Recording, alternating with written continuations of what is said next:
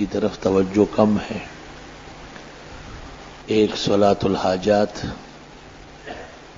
مومن کو دنیا یا آخرت کی جو کوئی مشکل درپیش ہو، حق تعالی شانہ کی رضا اور خوشنودی کے لیے 2 رکعت نفل اطمینان قلب اور توجہ خالص اور بشاشت طبع کے ساتھ پڑھ لیں. محدثین لکھتے ہیں کہ ایسی نماز پڑھے کہ اللہ اکبر سے لے کے سلام تک کوئی اور خیال نہ آئے، حدیث النفس سے محفوظ رہے. بالکل حدیثوں میں جب یہ نماز آتی ہے تو ساتھ یہ بھی ہوتے وَلَمْ يُحَدِّثْ بِهَا نَفْسَهُ، دل میں کوئی خیال وہم شبہ تک نہیں آیا. اور یہ تب ہوتا ہے جب غذا درست ہو، نگاہ پاک ہو، شرمگاہ کی حفاظت ہو،